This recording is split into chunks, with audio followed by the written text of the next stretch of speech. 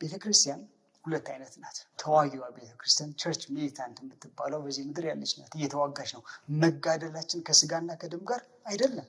ወይ ሬስሊንግ በዚህ ምድር ላይ ደግሞ ድልነሿ ቤተክርስቲያን አለች። ላይ ያለችው ቤተክርስቲያን እዚህ ምድር ያለችው ቤተክርስቲያን የዛ ቤተክርስቲያን አባል ናት። በቸርች ኦን ደ ዌይ ናት። ታዲያ ነው ትልቁ ጥያቄ ፓስተር አበራ። ያንን ትልቅ ራእይ የተካፈለች ቤተክርስቲያን፣ ያንን በሰማይ ያለው መዝሙር እዚህ ዘምራለሁ ያለች ቤተክርስቲያን፣ እንባዎች በሙሉ ከአይን የሚታበሱበት መንግስት እጠብቃለሁ የምትል ቤተክርስቲያን፣ አልቲሜት ፍትህ፣ ኃጢአት ተወግዶ ሰይጣን ተወግዶ ሻሎም የእግዚአብሔር ሙሉነትን አያለው የምትል ቤተክርስቲያን፣ ያንን ሻሎም አሁን እየኖርኩት ነው ካም ኤንድ ሲ የምትል ቤተክርስቲያን ዘረኛ ልትሆን አትችልም።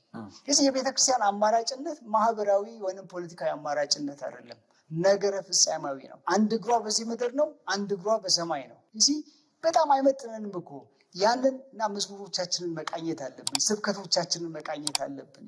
ክርስቶስ የሞተልን በዚህ ምድር እንድንኖርና የዚህ ምድር በረከት የምንላቸው ነገሮች ለመካፈል ከሆነ ምስኪኖች ናቸው። He died for us so we can be a part of that worship።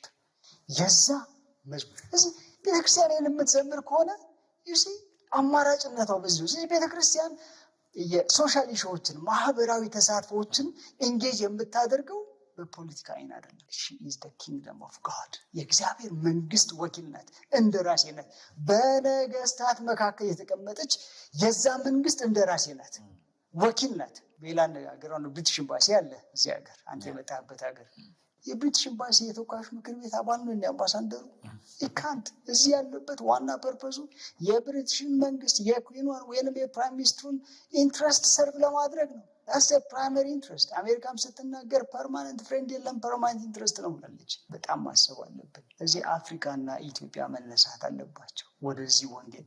አፍሪካ በዘር የምትታመስ ሀገር ናት።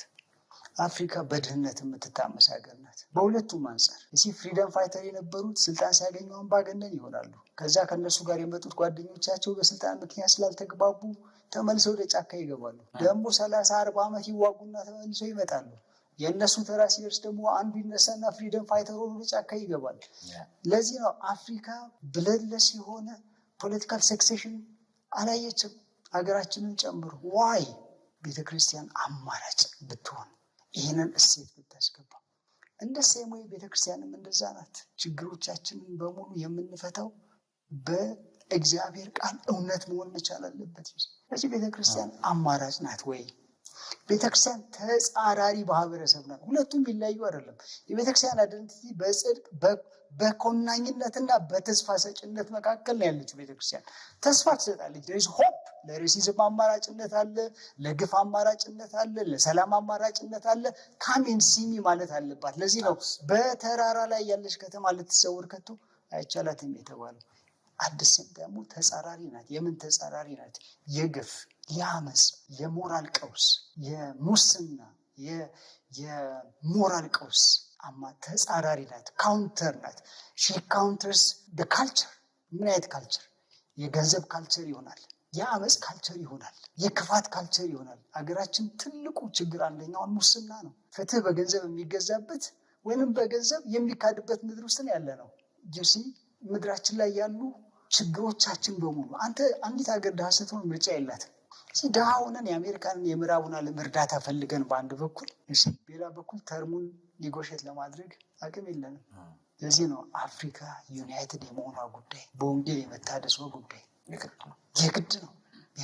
ያለበለዚያ በምዕራቡ ዓለም ጥገኛ ሆነን እነሱ ጥገኛ ሆነን እንደሆነ ይፈልጉት። የምዕራቡ ዓለም ጥገኞች ሆነን አዲስም ታይም የምዕራቡን ዓለም የእርዳታ ኮንዲሽንስ ኒጎሼት ለማድረግ አቅም የለንም። ስለዚህ መመለስ መቻል አለብን። ስለዚህ ቤተክርስቲያን ይህንን መዝሙር የምትዘምር ከሆነ በዚህ ምድር ላይ ሁሉን የፈጠረ በዘፍጥረት ላይ ራሱን በፈጣሪነት የገለጠው በዮሐንስ ራእይ ላይ በፍጥረት አዳሽነት ሁሉን አዲስ አድርጋለሁ የሚለው ያው የዘፍጥረቱ እግዚአብሔር በዮሐንስ ራእይ ላይ ያን እድሳት የሚሰጠው ያ የእግዚአብሔር አጀንዳ ፍጥረትን በአዳኝነት በመካከል ባለው በአዳኝነት ፍጥረትን የሚያድስ አምላክ ለሱ ነው የምሰግደው፣ እሱ ነው ማመልከው ያለች ቤተክርስቲያን ዘረኛ ልትሆን አትችልም። ይካንት ኃጢአት የእግዚአብሔርን ክብር ነው የገፈፈው። ይሄ የእግዚአብሔር ክብር ከሰው ላይ የተነሳው በምንም ነገር ሊመለስ አይችልም። በዘር አይመለስም፣ በእውቀት አይመለስም፣ በፖለቲካ አይመለስም፣ በዝና በገንዘብ አይመለስም። ሰው ያጣው ይህንን ነው። ስለዚህ ክቡር የሚባል ሰው የለም፣ ክቡር የሚባል ዘር የለም። ሁሉ በእግዚአብሔር ፊት በድሏል፣ የእግዚአብሔር ክብር ጎሎታል። እንዴት ነው? ምንድን ነው? በጸጋው። ስለዚህ ጴጥሮስ የተሳሳተው ነገር ያንን አይሁድነት አልቆ ይዟል። በአንድ በኩል የአይሁድነትን ክብር ይዟል፣ ከፍርሃትም የተነሳ በወቅቱም ከነበረው ማህበራዊ ኤክስፔክቴሽን የተነሳ። በሌላ በኩል ደግሞ የሰማነው ወንጌል መያዝ ልብን በል። ጴጥሮስ እኮ ህይወት ሊደር። መሪዎቻችንም ይሳሳታሉ፣ ከመስመር ያወጡናል። መሪነት በጣም በጣም አስፈላጊ ነገር ነው፣ በጣም ራዲካል ነገር ነው። ጳውሎስ ደግሞ አልፈራም። መሪ ይሆን ጴጥሮስ እንደምናውቀው ቤተክርስቲያን ታላቅ ሰው ነው። ሐዋርያት ሥራ ምዕራፍ 2 ላይ የመጀመሪያውን ስብከት የሰበከ ሰው ነው። በስብከቱ 3 ሰዎች ወደ ጌታ መንግስት የተጨመሩ ሰው ነው። ግን ስቷል። በሁላችን ውስጥም ያ ፖቴንሻል አለ።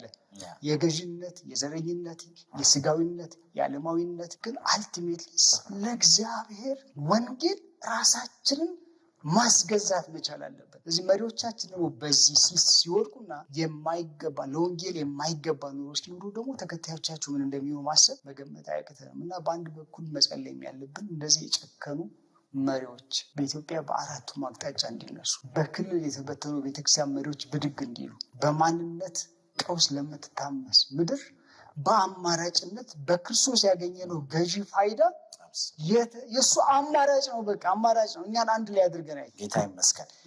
እንግዲህ ዛሬ አሁን መጨረሻ ላይ ያነሳኸው አሁን ዛሬ ልንነጋገርበት ያለውን ነገር ነው። ሁለት ነገር ነው። አሁን ክርስትናን ስታይ በተግዳሮትና በድል ነው የመጣው። ይሄ ጌታ እስከሚመጣ ድረስ የሚቀጥል ነው። ምክንያቱም ሙሉ በሙሉ ያልዳኑ ሰዎችና ሴጣን እስካለ ድረስ ችግር አይቀርም። ኢቨን የዳነው ሰዎችም ክርስቶስን እግዚአብሔርን ወደ መምሰል እየተጠጋን በተቻለ መጠን እና አሁን ዛሬ እንግዲህ የምንነጋገረው አሁን በዓለም ላይ ቤተክርስቲያን በጣም ብራይት የሆነ ፊውቸር አላት። አት ሴም ታይም ደግሞ የዚህ ዘመን ተግዳሮት አለ። የዚህ ዘመን ተግዳሮት አንዳንድ ጊዜ በሁለት በሶስት ልትከፍትሎ ይችላል። የምዕራብ ሀገር እኔ እናንተ አሁን ብዙ የኖርንበት የምዕራብ ሀገር የራሱ ተግዳሮት አለ ኮንሰርኒንግ ቢብሊካል ክርስቲያኒቲ። አሁን እሱን በሰፊው ምናልባት ሌላ ጊዜ እናነሳዋለን። ወደዚህ ደግሞ ወደ ደቡቡ የዓለም ክፍል ስትመጣ፣ ወደዚህ ወደ አፍሪካ ምናምን ስትመጣ ደግሞ የራሱ ተግዳሮት አለ እና አሁን በዚህ በቅርብ ጊዜ ቤተክርስቲያንን በጌታ በኢየሱስ ክርስቶስ አምነው የዳኑ በተለያየ ዲኖሚኔሽን ውስጥ ያለ ነው።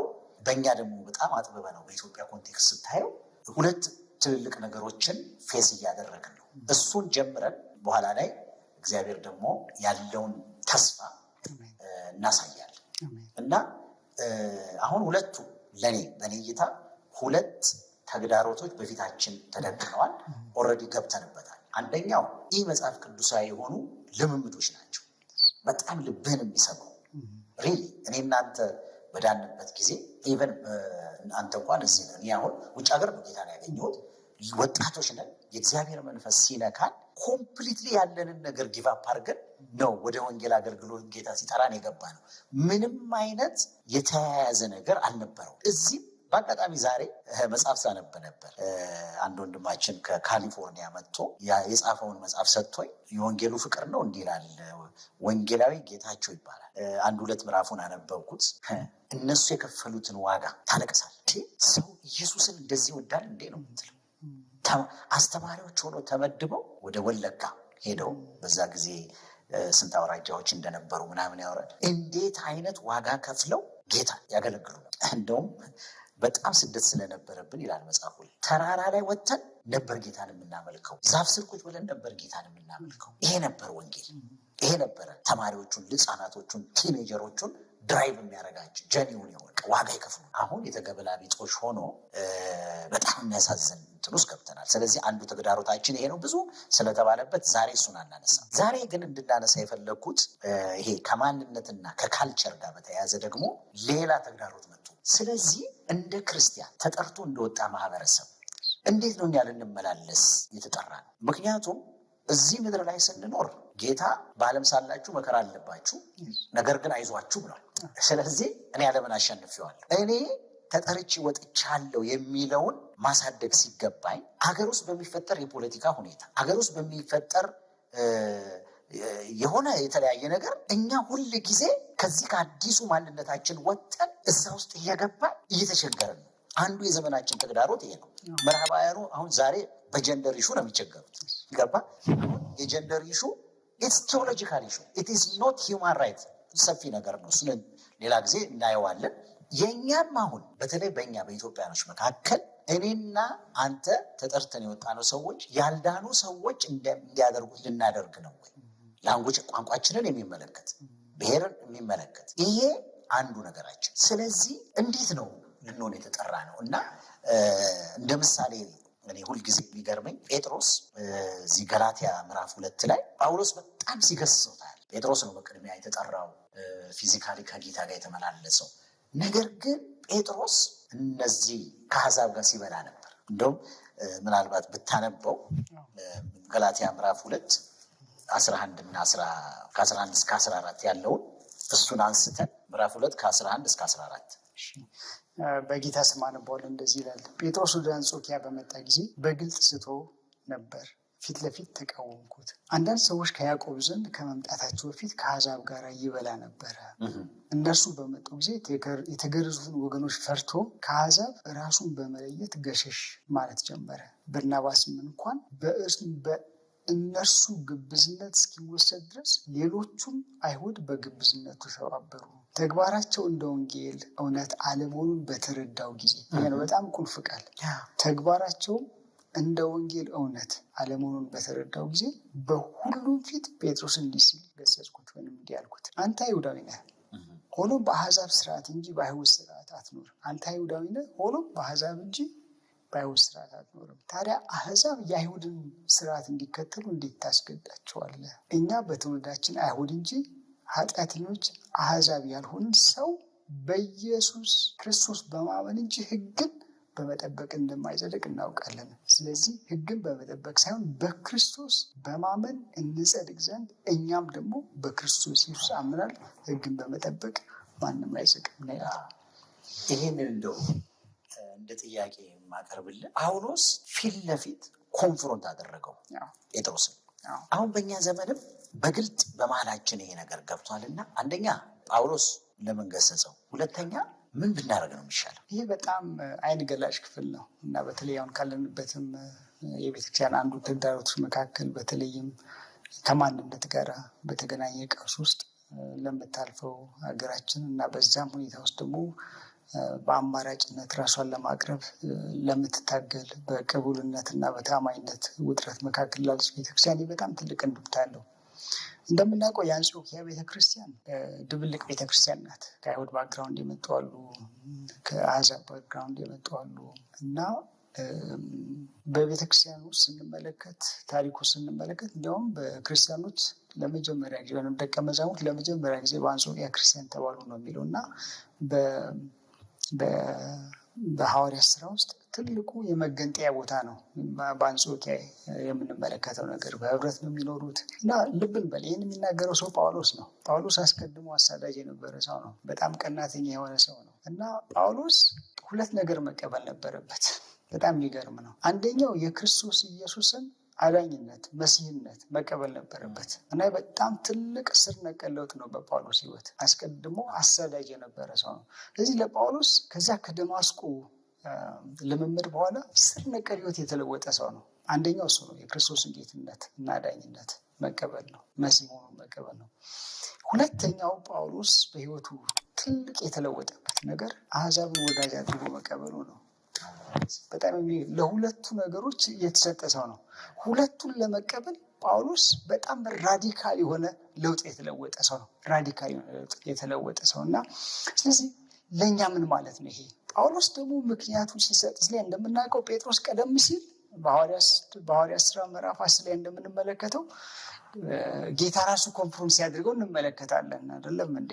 እና ራእይ ይመለከታል እና በኋላ ጌታ የሰው ፊት አይቶ እንደማያደላ የተመለከተበትን የሐዋርያት ስራ ምዕራፍ 10 ላይ እንመለከታለን። ስለዚህ ጴጥሮስ በጣም የሚታገል ሰው ነው። ከአሕዛብ ጋር ችግር የለውም። አሕዛብ ብቻ እስከሆኑ ድረስ ከእነሱ ጋር አብሮ ይሆናል። የጴጥሮስ ትልቁ ችግር አብረው ማምለክ ሲጀምሩ ነው እና እንደ ቁጥር ሁኔታ አይሁድ ከበዙበት ይቸገራል በጣም እና በጣም ይሄ ተግዳሮት የሁላችንም ነው። ገዢው ማንነት ማን ነው ነው እና ለጳውሎስ ገዢው ማንነት ለሱ አሁን ያገኘው አይሁድነትን እየናቀ አይደለም። በነገራችን ላይ ግን አይሁድነትን የለወጠ ትራንስፎርም አስተካክሏል። ከአሁን በኋላ ሰውን ሁሉ ጳውሎስ የሚመለከተው በክርስቶስ በቃ ለዚህ ነው አይሁድ የለም፣ አሕዛብ የለም፣ ወንድ የለም፣ ሴት የለም፣ ባሪያ የለም፣ ጨዋ የለም የሚልበትን ምክንያት። ኤፌሶንም ስንመለከት ኤፌሶን ምናልባት ዳግማዊ ዘፍጥረት የሚባል መጽሐፍ ነው በእኔ ግምት። እንደገና አዲሱ ሰው የተፈጠረበት ነው፣ አዲስ ማንነት እና ሁለት ወገኖችን በመስቀል ላይ በማስታረቅ በመስቀል ሞት እግዚአብሔር በክርስቶስ በኩል ከራሱ ጋር አስታረቀን፣ እርስ በርስ አስታረቀን። ስለዚህ አዲስ ማህበረሰብ ተፈጥሯል። ሁለቱም ማህበረሰቦች የቀድሞ ማንነታቸውን ማለት በቀድሞ ማንነታቸው አገዛዝ ስር አይደለም ያሉት። መልካቸው አይቀየርም፣ ቋንቋቸው አይቀየርም፣ ባህላቸው አይቀየርም። እነዚህ በሙሉ አንጻራዊ ልዩነቶች ናቸው። ወንጌል ትራንስፎርም ያደርጋል። ያንን አንዱ ሌላውን የሚያይበት እይታ ስር ነቀል በሆነ መንገድ ተቀይሯል። አንድ ምሳሌ ልንገር። ታስታውሱ እንደሆነ ጳውሎስ በእስር ቤት ለፊልሞና መልእክት ሲጽፍ ማለት ነው እና ስለ አናሲሞስ የተናገረው ነገር በጣም ነው ይደንቀኝ። አናሲሞስን እስር ቤት ባገኘው ጊዜ አናሲሞስ አንደኛ ባሪያ ነው፣ የጠፋ ሰው ነው እና አሕዛብ ነው። እንደገና ደግሞ ወንጀለኛ ነው፣ ራናዌ ስሌቭ እስር ቤት ያገኘው። ምን ብሎ ነው ቢጠራው? በእስር ቤት ለወለድኩት ልጄ ነው የሚለው። በጣም የሚገርም እኮ ነው። ጳውሎስ አሁን ይህንን ወጣት ልጅ እንደ ልጁ ነው ኢምፕረስ ያደረገው። ለእኔ ባስቀረው ይጠቅመኝ ነበር ነው የሚለው። እንዲያውም ምን አለ? እንደ ወንድም ተቀበለው ነው ያለው። ዕዳውን በሙሉ እኔ እከፍላለሁ ነው ያለው። ዩሲ ወንጌል የገባው ሰው እና አይ ቲንክ የሁላችንም መሰረታዊ ችግር በጌታ ቤት የመቆየታችንን ያህል ወንጌል ስር ሰዶ ቀይሮናል ወይ ነው። እሴታችንን ቀይሯል ወይ ነው። ጳውሎስ ራዲካሊ ተቀይሯል። ለዚህ ነው አሕዛብንም አይሁድንም ፊት ለፊት የሚናገር። አሁን እነሱ አንድ ሆነዋል። እንዲያውም ምንድነው የሚለው? ባለ አገር ሆነናል፣ አንድ አገር ሆነናል ነው የሚለው። ሁለተኛ ደግሞ ቤተሰብ ሆነናል ነው የሚለው ከዛ ባለፈ መልክ። ስለዚህ ገዢው ፋይዳ በዚህ በክርስቲያን ማህበረሰብ ውስጥ እንደ ማንኛውም ሰው ዘር አለን፣ ቋንቋ አለን፣ መልክ አለን፣ ባህል አለን። እነዚህ ልዩነቶች በሙሉ ግን አንጻራዊ ሆነዋል። ገዢው ፋይዳ ጳውሎስ ሲናገር ለኤፌሶን ሰዎች እንደሚለው በሰማያዊ ስፍራ አስቀምጦናል ነው የሚለው። ነገር ግን በሰማያዊ ስፍራ ብቻ አይደለም ያሉት። የአርጤምስ ጣዖት ባለበት ቤተ ጣዖት ባለበት ደግሞ በኤፌሶን ነው ያሉት። በኤፌሶን ሲኖሩ እንዴት ነው የሚኖሩት? በሰማያዊ ስፍራ እንደተቀመጠ ሰው ነው የሚኖሩት። ስለዚህ በጣም ራዲካል ነገር ነው። የአንጾኪያ ቤተክርስቲያን ራዲካል ነው። ጳውሎስ ጴጥሮስን ፊት ለፊት የተቃወሙበት ምክንያት በፖለቲካል ፕሮግራም አይደለም፣ ዘረኝነት ሂውማን ራይትስ ኢሹ ስለሆነ አይደለም። ጴጥሮስ የሳተው ነገር የዩናይትድ ኔሽን ሕግ አይደለም ያፈረሰው። ጴጥሮስ ያፈረሰው የሰማይን ሕግ ነው። የአዲሱን ማህበረሰብ ማንነት ነው ያፈረሰው። ይሄ ይላል እኮ እንደ ወንጌል እውነት ባለመሆኑ አለ። ስለዚህ የወንጌል እውነት አርነት የሰጠን የወንጌል እውነት ነው። እሱ ነው አገራችን ውስጥ በጣም ፌል ያደረግንበት መሰረታዊ ነገር። ወንጌል የገባው ሰው ክርስቶስ ኢየሱስን ጌታና ገዢ ያደረገ ሰው ራሱንም ሆነ ጎረቤቱን የሚያይበት እይታ ለአንዴና ለዘላለም ተቀይሯል። ስለዚህ ብዙዎቻችን ያለነው ጴጥሮስ ባለበት ወይም በነበረበት ሌቭል ላይ ነው ማለት ነው። ምክንያቱም አየህ ጴጥሮስ ቅድም እንዳልከው ከአሕዛብ ጋር ይበላ ነበር። ጴጥሮስ የተፈተነው አንድ ሲቹዌሽን ሀፕን አድርጎ ነው። ያ ሲቹዌሽን ደግሞ በጌታ የሚያምኑ አይሁድ ወገኖች እነሱ ጋር መጡ። ያን ጊዜ ሲቹዌሽኑ የጴጥሮስን ሃርት ኤክስፖዝድ አደረገ። እኛም ሲቹዌሽን ኤክስፖዝድ እያደረገን ነው። ለካ የደበቅነው ነገር ነበር። አገሩ በፖለቲካ የትኛው አድሚኒስትሬሽን ላይ ቼንጅ ይመጣል። አድሚኒስትሬሽን በተቀየረ ቁጥር በቋንቋ የተነሳ በብሔር የተነሳ በፖለቲካ የተነሳ በጌታ ያልሆነው ማህበረሰብ በሚያደርገው ነገር እኔ እናንተ ለካ የምንወስደው አክሽን እንደ ጴጥሮስ ማንነታችንን እየገለጠው ነው ማለት ነው። ገባ? እነዛ ሰዎች እኮ ባይመጡ ኖሮ ለጴጥሮስ ፕሪቴንድ እያደረገ ነበር የሚኖሩ። ገባ? በቃ ሂዝ ኦኬ። አሁን ግን ሲመጡ እንደውም እኮ አየህ ጳውሎስ በጣም በሚገርም አይነት ሁኔታ በርናባስንም ወሰደዋል። ሌሎቹንም አይሁዶች ወሰዳቸዋል። ማጆሪቲዎቹ ለካ እንደ ጳውሎስ ለአዲሱ ማንነት አላደሩም ነበር። አሁን እኛም ከዚህ ነገር ካልወጣን በየጊዜው ሲቹዌሽን ሲቀያየር ፌል ልናደርግ ነው ማለት ነው። እኔ እናንተ አንድ ቤተ ክርስቲያን ውስጥ የጌታን እራት አብረን እየወሰድን አብረን እየጸለይን አብረን እያገለገልን በፖለቲካው ዓለም ችግር ስለመጣ ሙሉ በሙሉ ኢግኖራንት እንሆናለን ማለት አይደለም። ምንም ቢሆን እሳቤ በአዲሱ ማንነቴ ውስጥ ሆኖ ነው መሆን ያለብን። ልክ ወደዚህ ወደ ፖል ህይወት እንደውም እኮ ኮንሰርቫቲቭ መሆን የነበረበት ጳውሎስ ነው። ምክንያቱም እነዛ አሳትጋሪዎች ነበሩ። በጣም ሎ ከሆነ ባክግራውንድ ነው የተጠሩት፣ እንደኔ አይነቶች ናቸው። ያ ግን በጣም ኢሊት ነው በዛ ዘመን የነበረው። አሁን ግን ለአዲሱ ማንነቱ ፕራዮሪቲ አይሁዳዊነቱን እንትን አላለም። ሮሜ ላይ አስተካክሎታል እኮ ገብተዋል። ሌላው ደግሞ ከአሕዛብ የመጣው ደግሞ እንደዚህ ፕራይድ ሲመጣበት ኖ ኖ ኖ ኖ አንተ መጥተህ ኢንግሬቭድ ሆንክ እንጂ ብሎ ሮሜ ላይ ደግሞ የአሕዛቡን ከፍ ማለት ያስተካክለዋል። በጳውሎስ አይነት ልቦና ወደ ማድረግ የለብንም ወይ? ሲቹዌሽኖቹ በየጊዜው ሲቀያየሩ እኛ ቤተክርስቲያን ውስጥ በየአጥቢያችን በሀገራችን ማለት በምንኖርበት ሀገር በቃ ይሄ ነው ወይ ተጠራ ነው ጥይር፣ ይሄ ነው ወይ ቦንዳችን፣ ይሄ ነው ወይ? ይሄ በጣም ያሳዝነኛል። የጴጥሮስ እና ደግሞ የባርናባስም ሁለት ችግሮች ነው የነበሩባቸው እና አንደኛው ጳውሎስ በጣም በግልጥ የሚሟገትበት ጉዳይ የመስቀሉ ጉዳይ ነው። በመስቀሉ ላይ ምንድን ነው የሆነው ነው ክርስቶስ ይህን አይኑ የበረለት ጉዳይ ነው እና እኛ ሁላችንን አሕዛብንም አይሁዳንም ምን ነበርን? ጳውሎስ ሲናገር እንደዚህ ይላል። ለምሳሌ ምዕራፍ 2 ላይ እናንተ በበደላችሁና በኃጢአታችሁ ምክንያት ሙታን ነበራችሁ፣ ሁላችንም አይሁድም አሕዛብም። በዚህም የዓለምን ክፉ መንገድ ተከትላችሁ በአየር ላይ ያላለው መንፈሳዊን ኃይላት ገዢ ለሆነውና አሁንም ለእግዚአብሔር በማይታዙ ሰዎች ላይ ለሚሰራው መንፈስ እየታዛችሁ ነው ነበር አለ። ሁለት ሰብጀክት ነን። የሚሰራ መንፈስ አለ፣ ስፒሪት የወልድ ቪው አለ እና ከዛ ጀርባ የሚሰራ ደግሞ የክፋት ኃይል አለ። ለዛ ተገዥ ነበራችሁ። እኛ ሁላችን በአንድ ወቅት የስጋችን ምኞት እያረካል ራሱ ይጨምራል እዚህ ውስጥ መንገዱን እየተከተልን በመካከላቸው እንሆን ነበር አለ። ምን ሆነ ታዲያ? ነገር ግን በምህረቱ ባለጠጋ የሆነ ክብር ለእግዚአብሔር ሆነ። እግዚአብሔር ለእኛ ካለው ከታላቁ ፍቅር የተነሳ በበደላችን ሙታን ሆነን ሳለን በክርስቶስ ሕያዋን አደረገን። ስለዚህ ማንም የሚመካበት የዳናችሁት በጸጋ ነውና ይላል። በአይሁድነት ላይ ጨምሮ የዳነ ሰው የለም።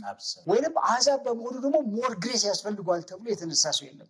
ሁላችንም ሙታን ነን። በአንድ መስመር ላይ ያለ ነው። በዘሩ ላይ ጨምሮ ጥሩ ነው ያለው ሰው የለም ጌታ። ሁላችን በበደል ሁላችን ያጣነው የእግዚአብሔርን ክብር ነው። ስለዚህ ኃጢአት የእግዚአብሔርን ክብር ነው የገፈፈው። ይሄ የእግዚአብሔር ክብር ከሰው ላይ የተነሳው በምንም ነገር ሊመለስ አይችልም።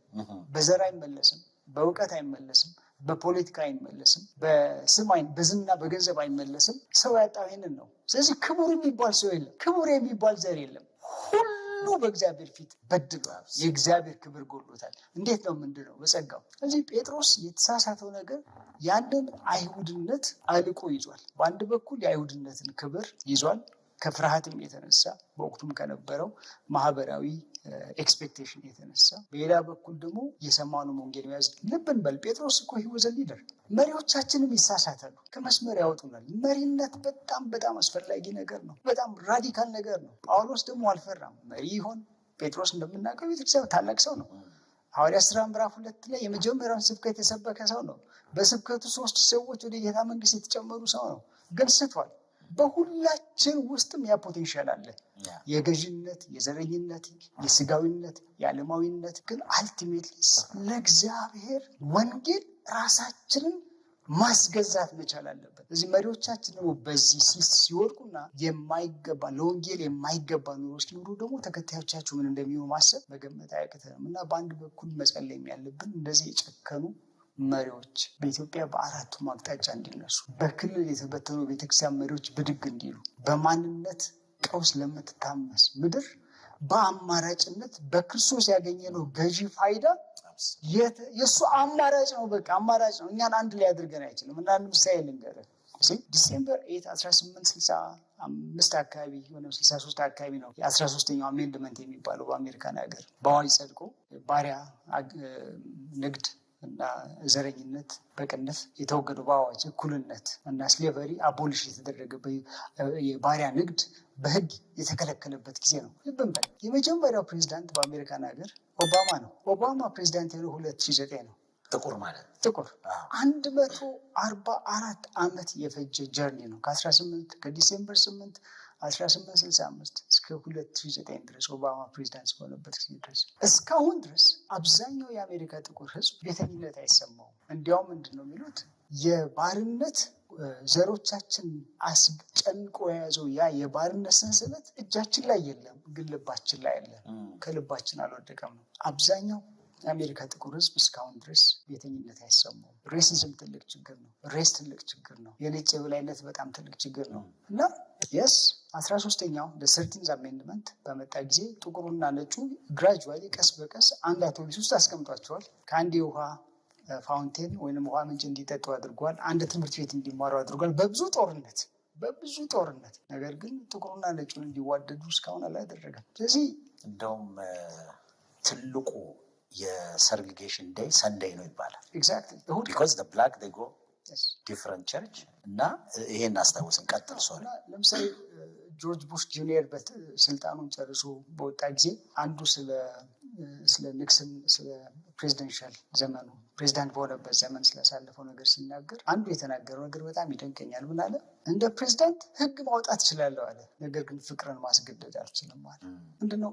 ቤተክርስቲያን ብቻ ናት ጥቁሩና ነጩን፣ የጌታ ወንጌል ብቻ ነው አንድ ገበታ ላይ እንድንበላ፣ አይን ላይን እንድንታይ፣ እንድንዋደድ የልብን ጉዳይ አድሬስ የሚያደርግ ወንጌል ብቻ ነው። ጀስት ኢማጂን ይህንን የሚሟገተው ሰው ጳውሎስ ጴጥሮስን ፊት ለፊት የሚቃወሙ እኮ ጳውሎስ ስለ አሕዛብ ጥብቅና በመቆም ነው በአንድ በኩል ተመልከት።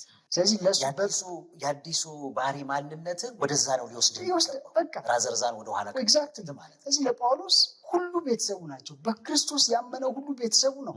there is no difference። አይሁድ የለ አሕዛብ የለ፣ አንድ ገበታ ላይ እንዲበሉ የሚያደርግ ግብዝነትን የሚያስወግድ እሱ ነው። በሀገራችንም እንደዚህ አይነት ውጥረት ባለበት ወቅት ቤተክርስቲያን አማራጭ ሆና ከተለያየ ነገርና ቋንቋ የመጡ ሰዎች አንድ ላይ የሚያመልኩባት የሚዋደዱባት የኤትኒክ ኢኖሰንስ ሪስፔክትድ ሆነው ምንም ይሁን ኦሮሞነት ይሁን ትግሬነት ይሁን አማራነት ይሁን 84ቱ ጎሳዎች እነሱ በሙሉ ሪስፔክተብል ወይም የተከበረ ስፍራ ኖሯቸው፣ ግን ገዢው ማንነት ዘላቂው ማንነት በክርስቶስ ኢየሱስ ያገኘ ነው በልጦብን ወዳጅ አንዱ ለሌላው ራሱን አሳልፎ ለመስጠት እስኪወድ ድረስ የሚያደርግ የወንጌል ፍቅር ብቻ ነው። አብሶሉትሊ። ግን ለምንድን ነው ወደዚህ መድረስ ያቃተን? ለምንድን ነው ሪሊ አምነን ወደ ጌታ ከመጣን በኋላ ምንድን ነው በደቀ መዝሙርነት ህይወታችን በጉዞው ላይ ይሄ የባህሪው ለውጥ ተካሂዶ ወደ ጳውሎስ አይነት ደቀ መዝሙር ህይወት ውስጥ እንዳንገባ ምን ይመስልሃል ተግዳሮቱ? እንግዲህ ጳውሎስ ይሄ ነው። ጳውሎስ ከተናገረው ላይ ነው የምንወስደው እኮ ምን አለ? እንደ ወንጌል አልኖሩም ላይ ያለው። ወንጌልን ምን አደረግነው ነው። ወንጌል የስሜት ጉዳይ አይደለም፣ የመሰጠት ጉዳይ ነው። ጳውሎስ እኔ ካሁን በኋላ አልኖርም አለ እና የቀድሞ ማንነቴ ከክርስቶስ ጋር ተሰቅሏል አለ። እንዴት ነው የቀድሞ ማንነቱ ከክርስቶስ ጋር የተሰቀለ ሰው ዘረኛ መሆን የሚችለው? ስለዚህ በአንድ በኩል መጠየቅ አለብን። ያፈራ ነው የቤተክርስቲያን አባል ነው ወይስ የእግዚአብሔር መንግስት ዜጎች ነው ያፈራ ነው የሚለው የቤተክርስቲያን የወቅቱ ጥያቄ ነው። በዚህም ሀገር ያለ ይመስለኛል። በሀገራችን በምዕራቡ ዓለም ደንበኛ ንጉስ ነው ይባላል። ደንበኛ ንጉስ የሚሆነው በውጭ ሀገር እና በቢዝነሱ ዓለም ብቻ ነው። ንጉስ ኢየሱስ ብቻ ነው በእኛ መካከል። ሁሉን አኮሞዴት ልናደርግ አንችልም። ዘረኝነቱንም፣ ፖለቲካውንም፣ ክፋቱንም፣ ስጋዊነቱንም ከስተመር አይደለም እየሰበሰብን ያለ ነው። ራዲካል ስር ነቀል በሆነ መልክ የተለወጡ የክርስቶስ እንደራሴዎች ነው የምንሰበስበው። ለዓለም ቦተናል የሚሉ ናቸው። አሁን ግን ይህንን መስበክ እንችላለን ወይ? አንችልም። ለምን? አባላት እናጣ ይሆናል። ከዚህ በአንድም በኩል ምን አይነት ወንጌል እየሰማ ነው ትውልድ ያደገው የሚለው ጥያቄ በጣም በጣም በጣም በጣም መሰረታዊ ጥያቄ ነው። ምን ሲሰበክ ደረሱ? በጣም ፋንዳሜንታል ጥያቄ ነው። በጣም ወዶ ሰባኪ ያለ እዚህ ሀገር ዶክተር አብርሃም እሱ ሲናገር ምን ሲሰበክ ደረስን የሚለው ፋንዳሜንታል ነው። አንዳንድ ጊዜ ሲናገር ምን ሲሰበክ ነው የሰማነው በዚህ ምድር ላይ? ያ በጣም ፋንዳሜንታል ነገር ነው። ስለዚህ ዲሳይፕልሺፕ ወይንም ደቀ መዝሙርነት የአንድ ቀን ጉዳይ አይደለም። ዕለት ዕለት ለስጋችን ለዓለም እየሞትን ክርስቶስን እየመሰልን ከስጋችን ጋር እየታገልን ጳውሎስ ለዚህስ ስጋዬን በጥርሴ ጎሽሜ እንዲገዛልኝ ሰብጀክት እንዲሆን የጦርነት ቋንቋ ነው ጳውሎስ የሚጠቀመው። የፍሪ ሬስሊንግ ቋንቋ ነው እሱ የሚጠቀምበት ቋንቋ። በጥንት ዘመን የሬስሊንግ ወይም ነጻ ትግል ሲደረግ አሸናፊው የሚታወቀው ተሸናፊው በቃኝ ሲል ነው። አይሰረንደር ሲል ነው። በቁጥር አይደለም። አሁን እየተሻሻለ መጥቶ በቁጥር የሆነው ጳውሎስ እስከዛ ድረስ ሁለንተናዬ ለክርስቶስ ጌትነት እስኪገዛ ድረስ ፈቃዴ ለክርስቶስ አስገዛለሁ ነው ያለው። ገብተዋል። እና ያ የቆረጠ ማንነት ለወንጌል የመታዘዛችን ጉዳይ በጣም በጣም በጣም ትልቅ ትልቅ ጥያቄ ውስጥ የገባበት ወቅት ነው ያለው። ልክ ነው። እኔ አሁን ይሄንን ኮንክሉዥኑ ይሄ ነው። ግን የሚያስቸግረኝ ምንድን ነው? የግሌ ውሳኔ አይደለም ወይ? እኔ የክርስቶስ ኢየሱስ ደቀ መዝሙር ሆኜ ስመላለስ ፓስተሬ ባይሆን ሽማግሌ ባይሆን እኔ በራሴ በመወሰን አይደለም ወይ በባህሬ ላይ ለውጥ እንዳመጣ እግዚአብሔር መንፈስ ቅዱስ በመቅረብ መጠኝ። አየህ፣ አንዳንድ ጊዜ እኩል ልንሰበክ እንችላለን። ሰንደይ ስብከት ትሰማለህ። የሰማሁትን አፕላይ ማድረግ ግን የኔ ኃላፊነት ነው። ስለዚህ የባህሪያችን አለመለወጥ የፐርሰናል ዲሲሽናችን ውጤት ነው የምለው። ምክንያቱም እኔ ማንም በክርስቶስ ቢሆን አዲስ ፍጥረት ነው ሲል ያንን ካልቲቬት ማድረግ አለብኝ ማለት ነው። የጥል ግርግዳ ፈርሷል፣ የተገረዘ የለም ያልተገረዘ የለም የሚለውን ሰውየው እኮ ነገረኝ፣ ኦልሬዲ አስተማረኝ እኮ። ምን ያደርግ ገባ? አሁን እኔ ነኝ ኢንዲቪጁዋሊ ይሄ ነገር በውስጤ አየህ። አሁን ፒተር ፌል ያደረገው በራሱ ላይ ስላልሰራ ይመስለኛል። ምልህ ድፍረት ይመስላል ይህን ትልቅ ሐዋርያ እንደዚህ ስትል፣ ግን ጳውሎስ ብሎታል። አሁን ስለዚህ እኔ መውሰድ የምፈልገው ኢንዲቪጁዋል ሪስፖንሲቢሊቲዝ ነው። እያንዳንዳችን የዳነው ሰዎች ለአዲሱ ማንነታችን የማይመጥን ባህሪ በውስጣችን ስናይ ወደ መስቀሉ ልንወስደው የግድ አይደለም ወይ? የእነዚህ የመሪዎቻችን እኮ ኃላፊነት ቃሉን ማስተማር፣ መንገዱን ማሳየት ነው። ከዛ በኋላ ግን እኔ እግዚአብሔር ወይ እርዳኝ፣ እኔ ይሄንን ነገር ያለው አንዳንድ ሰው ለምሳሌ ቁጠኛ ሊሆን ይችላል። አትቆጡ፣ ብትቆጡም ፀሐይ አይጥለቅ ነው የሚለው። ስለዚህ እኔ እኮ ጠለቀብኝ ብዬ ሰውየው እኮ አስተማረኝ፣ ፓስተሩ አስተማረኝ፣ ሰባኪው ወይም ባይብል ስተዲ ላይ ተነገረኝ። ያንን ግን አፕላይ ማድረግ ያለብኝ ይመስለኝ። ስለዚህ አየህ ያፈራ ነው የሚለው እንዳለ ሆኖ አት ዘ ሴም ታይም ደግሞ ሪስፖንሲቢሊቲው ኢንዲቪዥዋሊ ራሳችንን ቅድም ያልከውን የመጎሸም ነገር ማስለመዱ ይመስለኛል። እና ይሄንን ለመጨመር አብሶሉትሊ በጣም ትክክለኛ ነገር ነው ያነሳው። ገባ እዚህ ላይ ጳውሎስ አሁን መለኪያ ያደረገው ጳውሎስ ሰውን አይደለም ወንጌልን ነው የተቀበለውን ወንጌል ነው። እዚህ ወንጌል የሚጨመርበት አይደለም የሚቀንስበት አይደለም። መንግስት ሲመጣ የሚሻሻል፣ መንግስት ሲወድ የሚቀንስ፣ ፖለቲካ አይዲዮሎጂ ሲቀየር በጊዜውም ያለ ጊዜውም ሁል ጊዜ እንዲያውም በሚሲዮሎጂካል ቋንቋ ወይም በተልእኮ ቋንቋ ምን ይባላል? ኮንስታንት ይባላል። ዘመን ተሻጋሪ ነው፣ ፋሽን አይደለም። አናሻሽለውም፣ አንጨምረውም። ገብተዋል። እና ጳውሎስ በጣም ይሄ ጉዳይ በጣም ህይወቱን የሰጠበት ጉዳይ ነው። ገብተዋል። እና ትልቁ ጥያቄ በዛውን ቅድም በመግቢያ ላይ እንዳልከው ምን አይነት ወንጌል ነው የሚሰበክልን ነው በቤተክርስቲያን። ገብተዋል። እና በአንድም በኩል የወንጌል አደራ የመሆን ጉዳይ በጣም ትልቅ ፈተና ውስጥ ያለበት ጉዳይ ነው። በእውቀት ደረጃ እንናገረዋለን። ስነ መለኮት ትምህርት ቤቶች አሉን፣ እግዚአብሔር ይመስገን። ከምን ጊዜውም በላይ የስነ መለኮት ትምህርት ቤቶች ይበዙልን፣ ነፃነት ያለበት ቢያስፈልግ ትልቅ አዳራሾች፣ አደባባዮች የምንሰብክበት ዘመን ነው። ትልቁ ጥያቄ ህይወታችን ይመሰክራል ወይ ነው። ጳውሎስ የተሰሎንቄ ሰዎች የተሰሎንቄ ሰዎች ሲያመሰግን እነዚህ ሰዎች በእነሱ መካከል የቆየው ምናልባት 3 ሳምንት ነው፣ አንዳንዶች 3 ወር ይላሉ። አጭር ጊዜ ነው የቆየው። ግን ስለነሱ ሲመሰክር ወንጌልን እንዴት እንደተቀበሉ እንዴት እንደኖሩት በፈተና መካከል ከአይሁድ የመጡት እንዴት ከአሕዛብ ጋር ተቀላቀላችሁ ተብሎ ስደት ይመጣባቸዋል እና ከአይሁድ ዘንድ ፈተና ይመጣባቸዋል። አብሮ ይበላሉ፣ አብሮ ይጠጣሉ። አሁን በክርስቶስ ቤተሰብ ሆነዋል። ከአሕዛብ የመጡት ደግሞ በዛ ዘመን ኢምፔሪያል ወርሺፕ አለ እና ከልት ማለት ቄሳሮች የሚመለኩበት፣ አሕዛቦች ነገስታቶች የሚመለኩበት ዘመን ነበር። ስለዚህ እንዴት ነው ሁለቱ አንድ ገበታ ላይ ቁጭ ብለው የሚበሉት? ለአይሁድም ለአሕዛብም ችግር የሆነው ነገር ይሄ በመስቀል ላይ የሞተ በእነሱ ቋንቋ አመፀኛ ሰው እንዴት ነው ከሞተም በኋላ ሰዎች የሚገዙለት ጌታ የሚሉት? ስለዚህ ኢየሱስ ክርስቶስ ጌታ ነው ብሎ ሲያውጁ የመጀመሪያው አማኞች መፈክር አልነበረም። ቄሳር ጌታ አይደለም ማለታቸው ነው። ባህል ጌታ አይደለም ማለታቸው ነው። በወቅቱ የነበረው ዓለም የዚህ ንጽረት ዓለም ጌታ አይደለም። አዲስ እይታ መጥቷል። አዲስ ንጽረት ዓለም መጥቷል። አዲስ ማንነት መጥቷል። ለዛ ነው በዚህ ምክንያት ብዙዎች ተሰደዋል፣ መከራ ደርሶባቸዋል። ግን ቤተሰብ ሆነዋል በክርስቶስ ኢየሱስ። በጣም ፋንዳሜንታል ነገር ነው። በዚህ ዘመን ያለችው የኢትዮጵያ ወንጌላዊት ቤተክርስቲያን እየሳተች ያለችው ምንድን ነው? ህዝቡን የምናስተምረው ገብተዋል። በተለይ ከስኬት ተኮር ብልጽግና ተኮር እና ልዩ ወንጌል፣ ባዕድ ወንጌል፣ ቅይጥ ወንጌል የገባበት ለወንጌል የማይታዘዝ፣ ለጽድቅ የማይታዘዝ፣ ለእውነት የማይታዘዝ ልክ እንደ ጴጥሮስ የጉባኤውን ስፒሪት እያየን ፖታ የምንቀይርበት፣ ስብከታችን የምንቀይርበት፣ ሰው ምን መስማት ይፈልጋል፣ ሰው እንዳይሄድብኝ ምን ቁጥር ማተር የሚያደርግበት ዘመን መጥቷል። ስለ ስታተስኮ፣ ስለ ክብር፣ ስለ ዝና፣ ስለ ህንፃ ስለምንሰበስበው ሰው። ለዚህ ነው በሞራል በጣም ከፍተኛ ዝቅጠት ውስጥ ያለንበት፣ ቅቡልነት ያጣንበት። በኢትዮጵያ ቤተክርስቲያን በ4 የታሪክ መገንጠያዎች ውስጥ አልፋለች። በንጉሳዊ አገዛዝ ዘመን ትልቁ የቤተክርስቲያን ፈተና ቁጥራቸው ትንሽ ስለነበረ የማንነት ፈተና ነበር።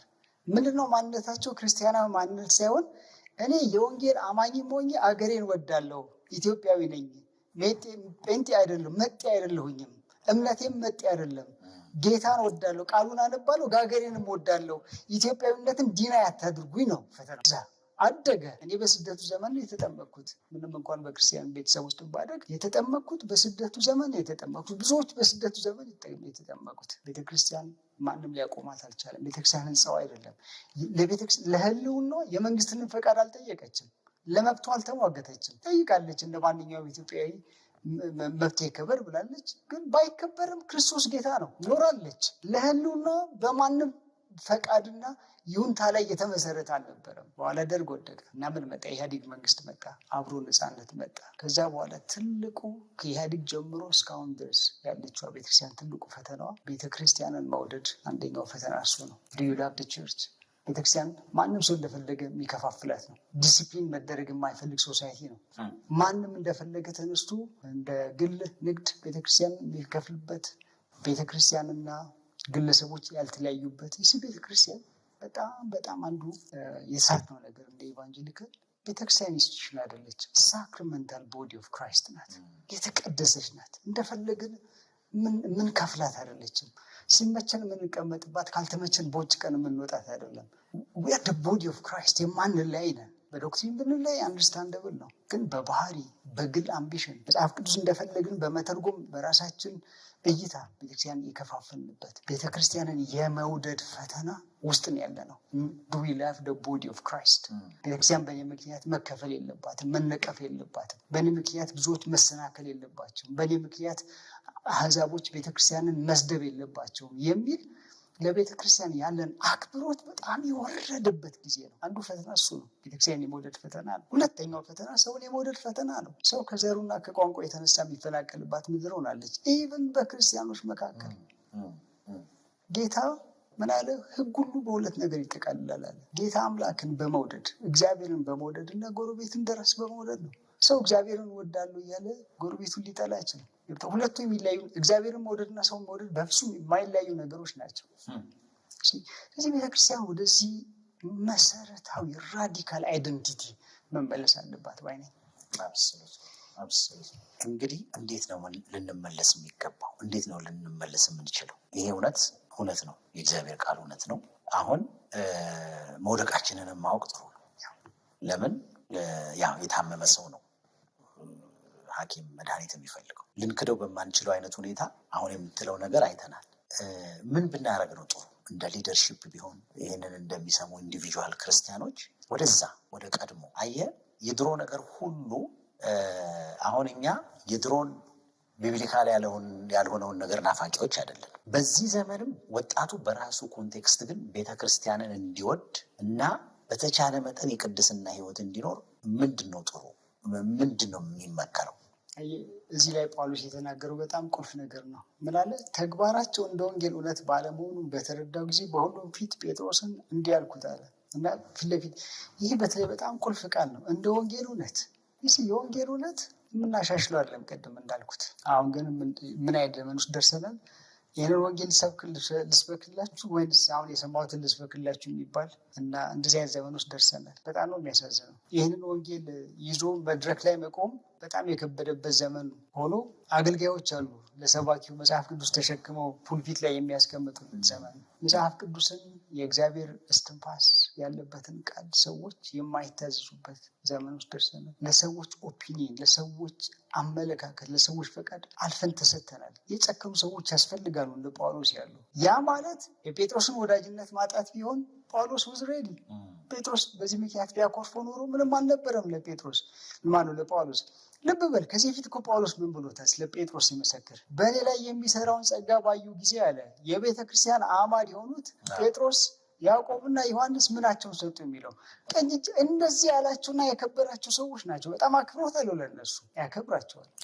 ግን ሲሳሳቱ ግን አንድ ጳውሎስ የማያመቻመችበት ለመሞት የተዘጋጀለት፣ ለዚህ ነው ለመታሰር ብቻ ሳይሆን ለመሞት ተዘጋጅቻለሁ ያለበት የወንጌል እውነት አለ።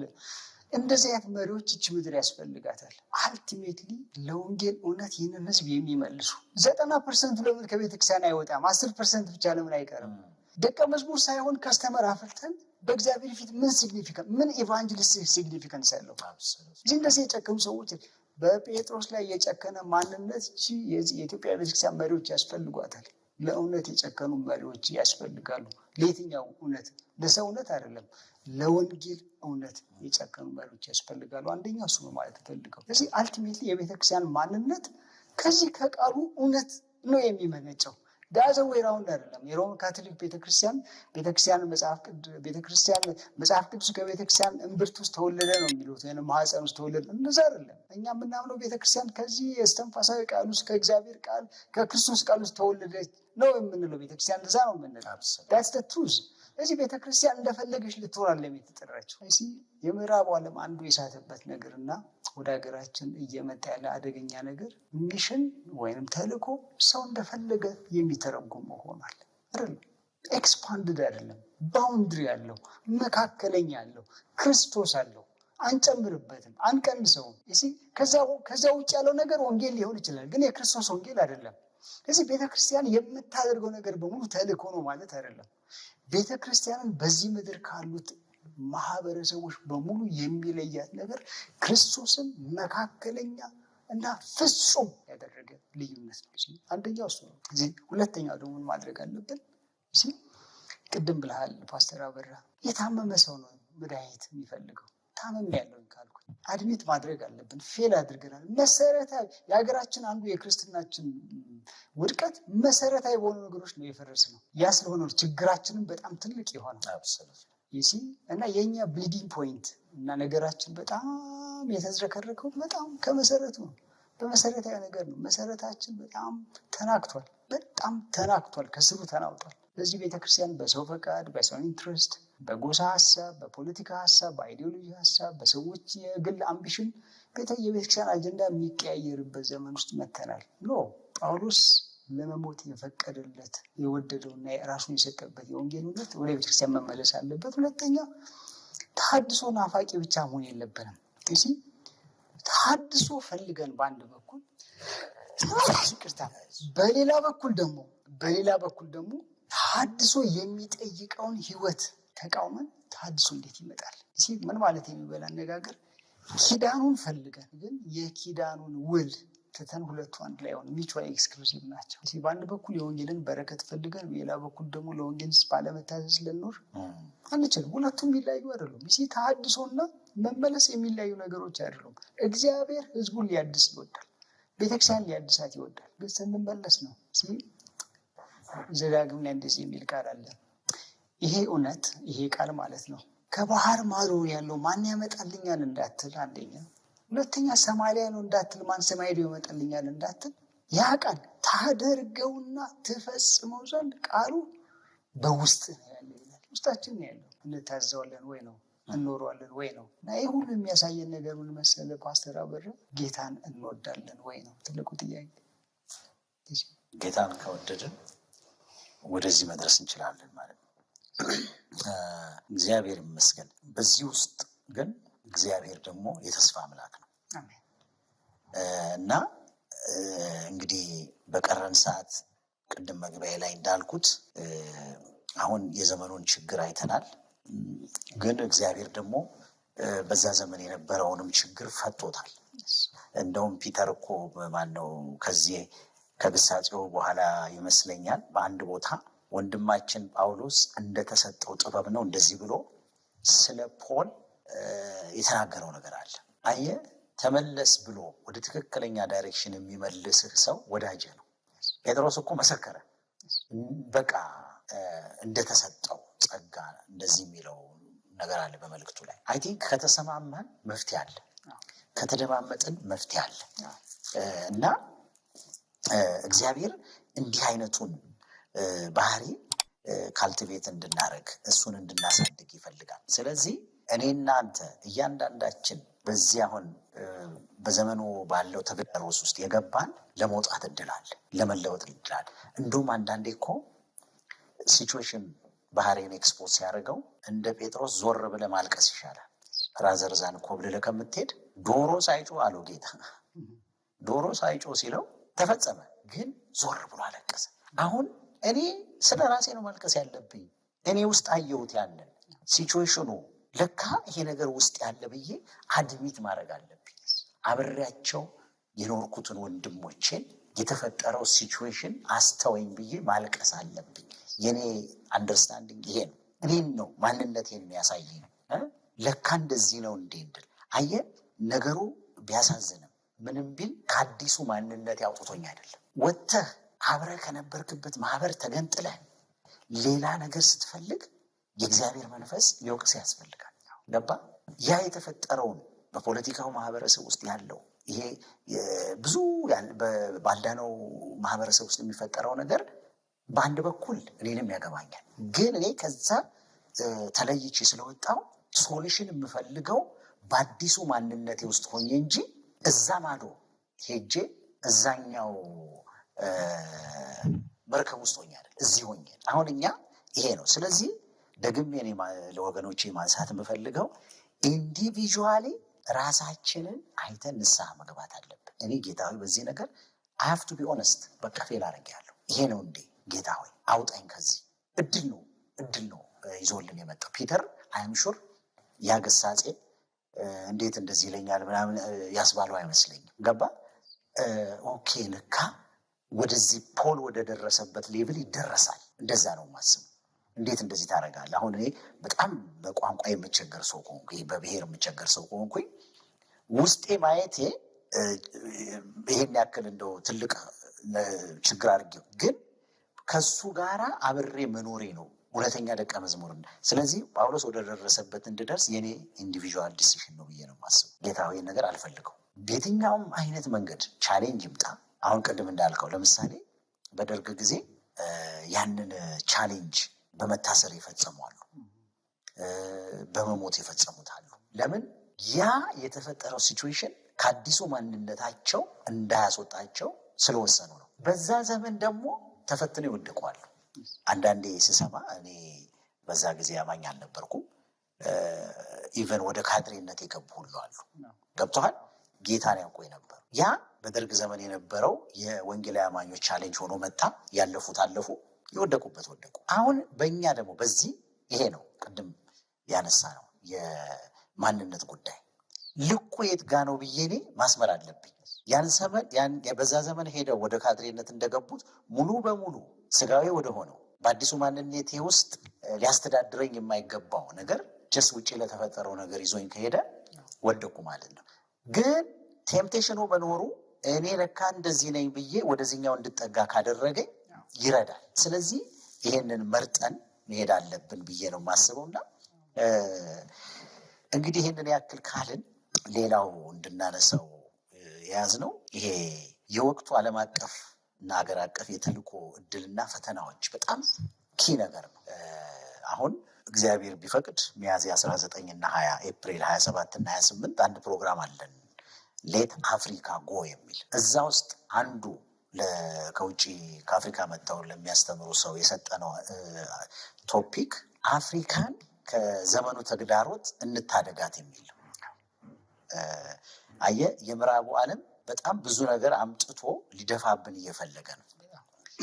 ቴዎሎጂካሊ አሁን የአፍሪካ ስፔሻሊ የአፍሪካ ቴዎሎጂያንስ ነቅተው አፍሪካን ማትረፍና ለሌላው ለመትረፍ ሁሉ መዘጋጀት አለባቸው ብዬ ነው ማለት። ምክንያቱም ትናንትና የሚገርም የኬንያውን ፕሬዚዳንት ጀርመን ለጉብኝት ሄዶ ኢንተርቪው ያደርገዋል። DW የሚባል ጋዜጣ ምንድን ነው ኒውስ እንትን እና ብዙ ከረንት ኢሹ ጠየቀውና ጥሩ ነበር የሚጠይቀው። በኋላ ስለ ምንድን ነው ይሄ ስለ ምንድን ነው የሚሏቸው እነዚህ ግብረ ስም አለዋል እና እሱን የሂውማን ራይት ኢሹ አድርጎ አመጣለት። ተመልከት፣ በጣም ፖለቲካዊ ጥያቄ ነበር የሚጠይቀው። እንዲህ ነበር ይለዋል። ኢኮኖሚውን ያነሳል፣ የኬንያን ነገር ያነሳል። መጣና መጨረሻ ላይ ፐብሊክሊ ይሄንን የአንድ ሀገር መሪ በዚህ ኤክስፖዝ ሊያደርግ ወይም ደግሞ ሊፈትነው ፈለገ ማለት። አሁን ሰውየው ያው የመለሰው መለሰ። ከዚህ በፊትም የነበረውን ጠይቀውታል። አቲንክ ሙሶቬኒንም ጠይቀዋል። የአፍሪካ ቴዎሎጂያንስ ከአፍሪካ የፖለቲካ ሊደር ጎን ቆሙ። በሀሳብ ፊዚካሊ ማግኘት የለብን በግድ በሀሳብ ቆመው ሊደግፏቸው ይገባል። አንዱ ተግዳሮት ይሄ ነው ብዬ አስባለሁ። ወደኛ ስንመጣ ቅድም አንስተነዋል። ግን አንተ ሀገር አቀፍ የተልእኮ ዓለም አቀፍ እድልና ፈተናዎቹን እስቲ ብትነግረን። በጣም ባጭሩ ቅድም ስለ ጴጥሮስ የተናገርከው ነገር ልቤን ነክቶታል። ጴጥሮስ እንደዚህ አልቀረም እና ተቀይሯል።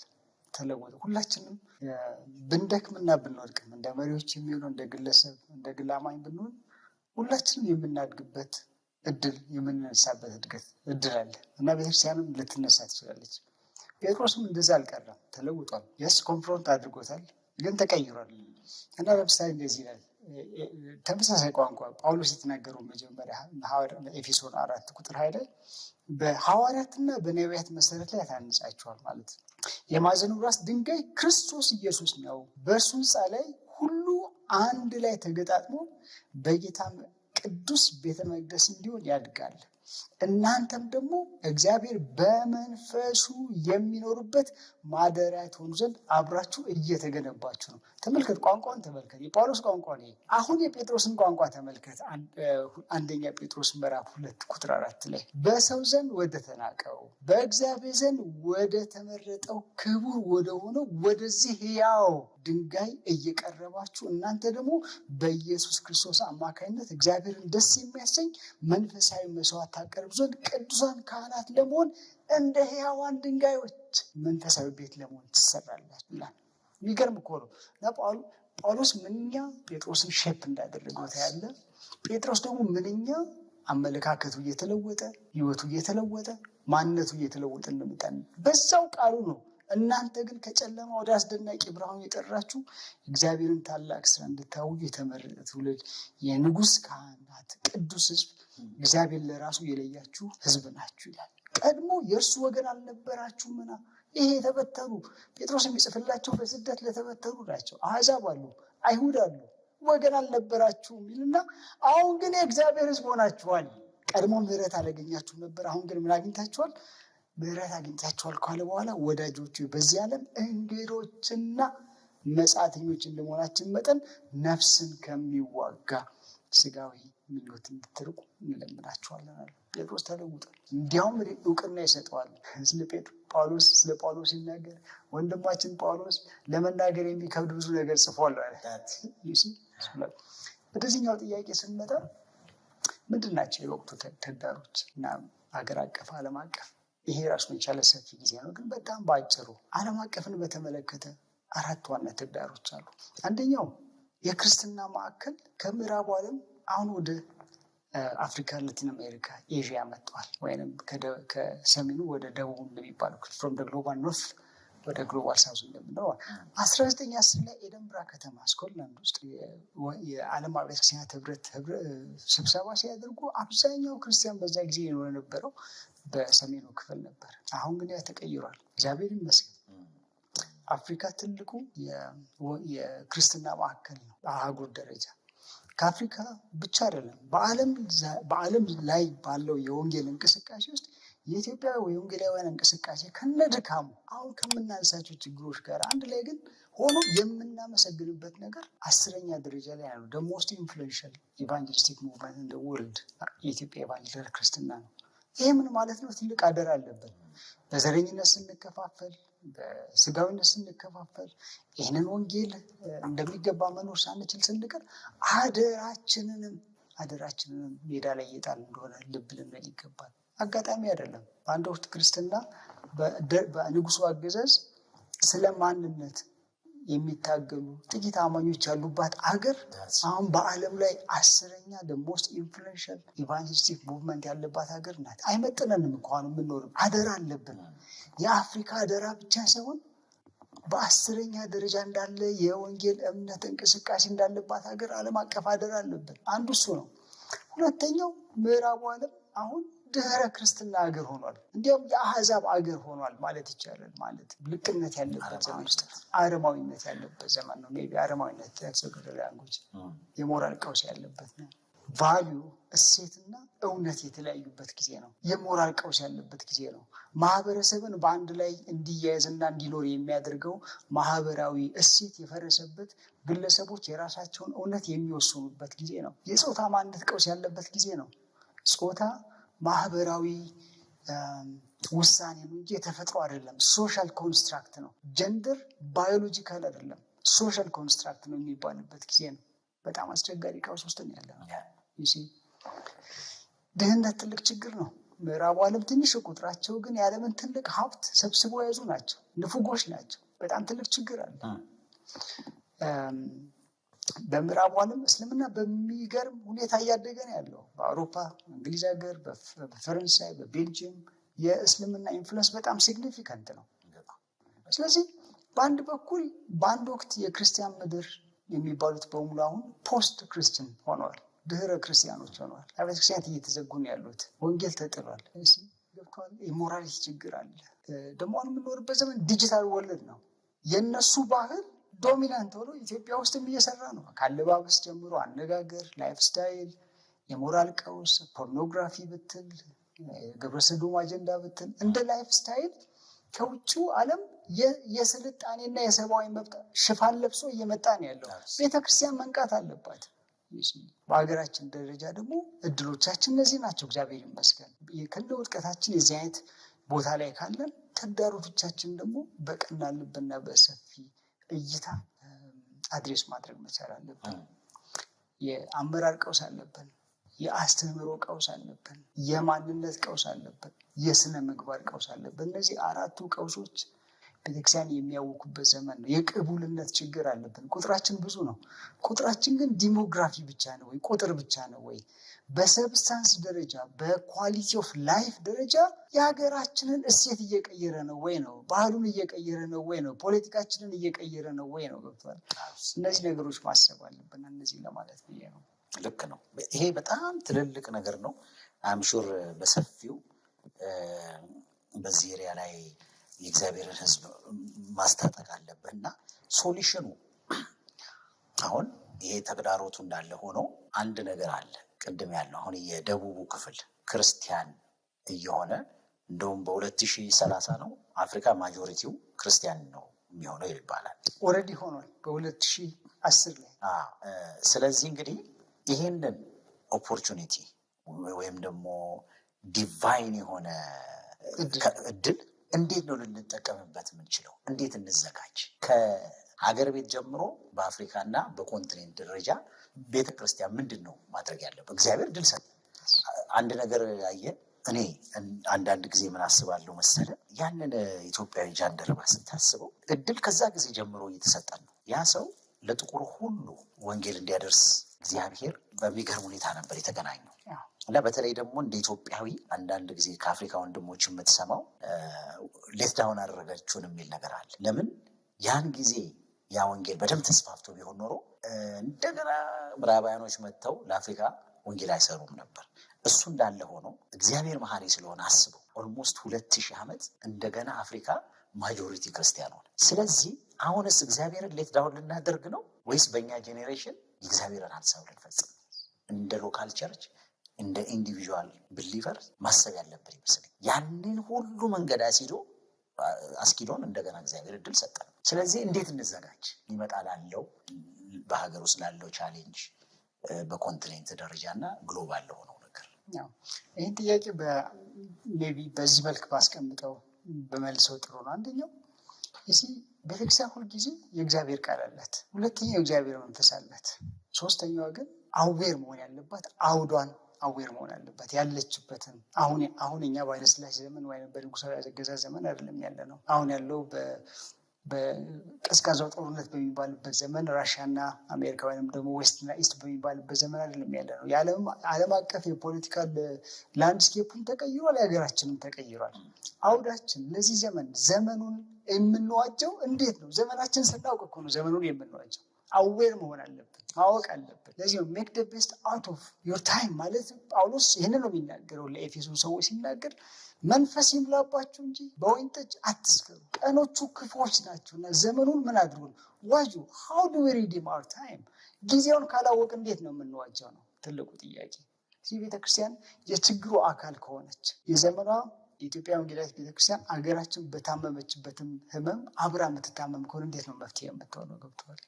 ወንጌል በሁለት ዳርቻዎች ውስጥ የተያዘ ነው። ፓስተር አበራ ዘፍጥረት ምዕራፍ 1 ላይ በመጀመሪያ እግዚአብሔር ሰማይና ምድርን ፈጠረ ይላል። ታሪክ ኦፕን ኤንድድ ሚኒንግለስ አይደለም። እግዚአብሔር አስቦ በሉዓላዊ አሰራሩና ፈቃዱ በወደደው ሰዓት ዘላለማዊ አምላክ በፈጣሪነት ተገልጧል። እዚህ ፍጥረት አካውንተብል ነው ለእግዚአብሔር። ታሪክ ዝም ብሎ አይደለም የሚሄደው። እሺ ተበላሽቷል። በኃጢአት ምክንያት ተበላሽቷል። በወደቀ ዓለም ውስጥ ነው የምንኖረው። አዎ የሰው ልጅ ዋና ችግር ኢኮኖሚ ነው አይደለም። የሰው ልጅ ዋና ችግር ፖለቲካ ነው አይደለም። የሰው ልጅ መሰረታዊ ችግር ኃጢአት ነው። ያንን የፍጥረትን ስምረት ከእግዚአብሔር ጋር ያለውን ግንኙነት ከስሩ ያናጋ ትልቅ ችግር ነው ኃጢአት። ከእግዚአብሔር ጋር ያለን ግንኙነት ሰብሯል። እርስ በርስ ያለንን ግንኙነት ሰብሯል። ከተፈጥሮ ጋር ያለንን ግንኙነት ሰብሯል። ኢቭን ከራሳችን ጋር እኛ እኮ የብዙ ግጭቶች ሰዎች ነን። ሁሌ ያንን ሰብሯል። እሺ ጌታ ሲመጣ የመጣው እንደ ሶሻል ሪፎርመር ሆኖ አይደለም የመጣው። ወንጌላችን የሶሻል ፕሮግራም አይደለም። ጌታችን ሲመጣ እንደ ፖለቲካል አይዲዮሎጂ ይዞ እንደመጣ አይዲዮሎጂስት ሆኖ አይደለም የመጣው። ሂ ኬም አስ ኤ ሴቪየር። የሰው ልጅ ዋና መሰረታዊ ችግር ኃጢአት ነው። ስብራቶቻችን በሙሉ የሰው ልጅ ስብራቶች በሙሉ ግለሰባዊም ሆነ መዋቅራዊ ፐርሰናል እና ኮርፖሬት የሆኑ ችግሮቻችን በሙሉ የሚቀዱት ከዚህ ክፉ ከሆነው ልባችን ውስጥ ነው። የልብን ጉዳይ ነው ወንጌል አድሬስ የሚያደርገው። እዚህ ቤተክርስቲያን ትልቅ አድር አለባት። ሬሲዝም ኃጢአት ነው የምንልበት፣ ዘረኝነት ኑፋቄ ነው የምንልበት ምክንያት ያንን ፋንዳሜንታል የሆነ የዘፍጥረትን ሰው አምሳለ መለኮት ተሸካሚነቱን ፊት ለፊት የሚቃወም የሚያፈርስ፣ ከሁሉ በላይ ደግሞ ወደ ዘፍጥረት በዘፍጥረት ላይ ያየውን ያንን አምሳለ መለኮት ክርስቶስ በመስቀል ላይ በመሞት ያደሰውን ያንን ማንነት ፊት ለፊት የሚጋፈጥ የሚቃወም የሚያፈርስ ስለሆነ ነው ዘረኝነት ኑፋቄ ነው የምንለው። ማህበራዊ ችግር ነው። አዎ ፖለቲካዊ ችግር ነው። አዎ መፍትሄ ያስፈልገዋል። በፖለቲካ በኢኮኖሚ በጀስቲስ ጉዳይ አዎ። ግን always short of the ideal እውነተኛ መድኃኒት ያለው በቤተክርስቲያን ውስጥ ነው። እዚህ አንደኛው ደረጃ እግዚአብሔር ሰማይና ምድርን ፈጠረ ነው። ዮሐንስ ራእይ ሲጨርስ ደግሞ ምዕራፍ 1 ላይ እነሆ አዲስ ሰማይና አዲስ ፍጥረት አየ ነው። ቤተክርስቲያን ያለችው በእነዚህ ሁለት ዳርቻዎች ውስጥ ነው ያለችው። ድነት በዚህ መካከል ነው ያለው። በእግዚአብሔር ፈጣሪነትና በእግዚአብሔር የፍጥረት አዳሽነት መካከል ነው ድነት ያለው፣ አዳኝነት ያለው። እግዚአብሔር በፈጣሪነት ራሱን ገልጧል። እግዚአብሔር በአዳኝነት ራሱን ገልጧል። እግዚአብሔር በፍጥረት አዳሽነት ራሱን እየገለጠ ነው፣ ገልጧል፣ ፉሊ ይገልጣል። እግዚአብሔር መንግስት መጣለች፣ እየመጣች ነው፣ ሙሉ ትመጣለች። እዚህ አዲሱ ማህበረሰብ የክርስቶስ ማህበረሰብ ማለት ነው። ከሌላው ማህበረሰብ ሁሉ የሚለየው ለምንድን ነው? ምንድን ነው የሚለየው? አማራጭ ማህበረሰብ፣ የተጠራ ቅድም እንዳልከው የተጠራ ማህበረሰብ ነው። ገብቷል። ስለዚህ ዮሐንስ ራእይ ምዕራፍ 4 ላይ አንድ መዝሙር አለ። ሁለት መዝሙሮች አሉ አክቹዋሊ። አንደኛው ዮሐንስ ራእይ ምዕራፍ 4 ላይ ነው። እንደዚህ ላይ ዮሐንስ በራእይ የሚያየው ነው ይላል። ምዕራፍ 4 ቁጥር 9 ላይ እንደዚህ ይላል።